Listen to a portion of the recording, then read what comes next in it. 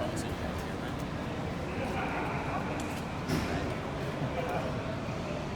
What, did you get beaten up last night? I wish it was that exciting. So you set the record. Yeah, I mean, it's obviously pretty cool. It wasn't a good punt, but went 63 yards, so looks don't show up on the stat sheet. But yeah, it's pretty cool, you know. It's one of those things that at Iowa you punt a lot, so yeah, it's pretty cool. I'm not sure if it'd ever be broken. I don't know whether it's a good or a bad thing, but yeah, it obviously is pretty cool to go down to the record books. Well, it only lasted 86 years. It was like 15 years before Michigan State even joined it. So, yeah, I might be dead by the time it's broken, who knows? You know, I guess in totality, I mean, it's probably somewhat dubious because obviously you want to won that many times. The fact that you're able to get it, I mean, how does it kind of culminate your career, at least with all the accolades? I think, you know, people kind of talk about like most yards in a season, which I think is pretty cool, but someone actually told me that I think that I've got the Big Ten average record. I think that's probably a little bit more special. It means a lot to me just because, you know, stats are sometimes a bit misleading, but at the end of the day, to kind of have that is pretty good on the resume for sure. But my biggest thing is stats can sometimes be a little bit misleading.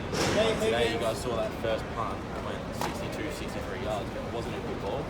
Whereas there was other punts that I was quite happy with today. So yeah, it's one of those things. Like I said, hopefully it's never broken, but who knows?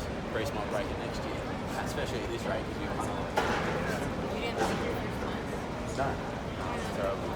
Oh, I just bellied the ball, was a little inside. It probably went like 40 yards and it bounced another 20 or so. But yeah, it just wasn't a good ball. It wasn't the way that I wanted to start the game, but yeah, fortunately enough that it worked out okay. Do you think it was just nerves maybe because you knew that? Nah, because I don't really get nervous in games or anything like that. It kind of just comes back to having confidence and preparation and things like that. But it's one of those things. Punting's like hitting a golf ball. Sometimes you get good ones, sometimes you get bad ones. And unfortunately, I didn't start the game the way I wanted to. But after that, was more than happy with the balls I was hitting. But it was certainly a lot trickier out there today with the two returners back there. That kind of makes you think about a few things. The coach was not had a plan for that. I feel like we really executed that today, and a lot of guys did really well.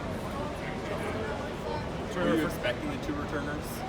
No, I actually had no idea, but yeah, I can kind of see why, because we've got a lot of shots in different formations and where you are on the field and things like that. But I was a little surprised when I went out there. I was kind of like, oh, okay, whatever. Good luck catching this anyway. But I really only worry about what I can control, and I can't control who's back there. But you know, what's good is when there's an extra person down returning, it usually means there's one less rushing. So you kind of, there's pros and cons. What's that, sorry? What do you remember most about your Iowa career? And, Oh, probably just the bond with the teammates, and I know it sounds a little bit cliche, but you really only play for 3 hours on a Saturday, 12 times a year, and but you spend like 25, 30 hours a week with the same guys over and over again every day, and that's probably the stuff that, you know, it's weird. I was talking to a few people about it the other day actually, and it's one of those things you don't really think anything about it while you're doing it, but then everything comes to an end and it's like, well, what's next? But yeah, I'll obviously look back and go, yeah, you know, what an awesome,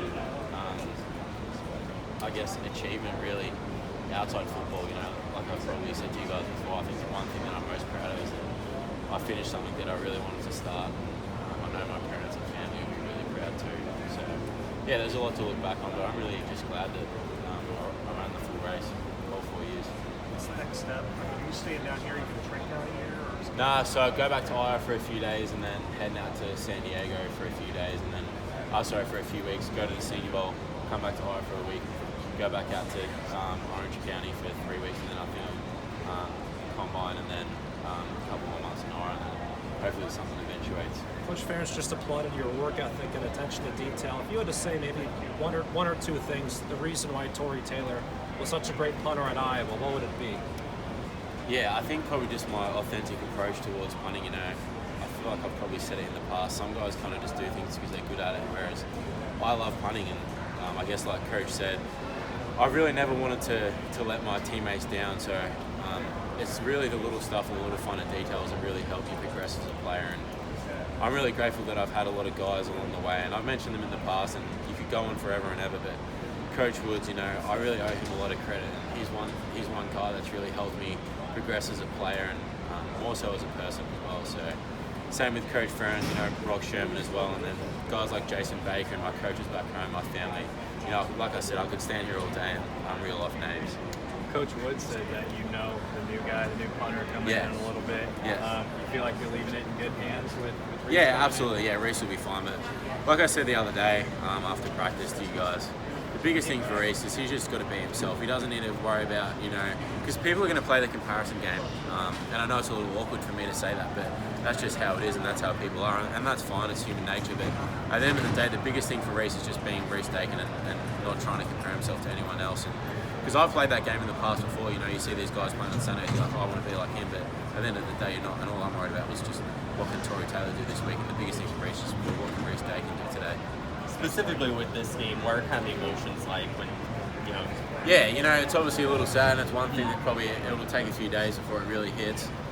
Just knowing that, well, like I'm actually done, I'm never going to put a Hawkeye jersey on again. But yeah, I'm excited, and you can kind of, like I was saying before, it's probably time for me to move on. I've had a hell of a career, and I'm excited for what's next. But yeah, just really appreciate my time a while for sure. Thanks, Tory. Go, John. Thanks, guys. That was good.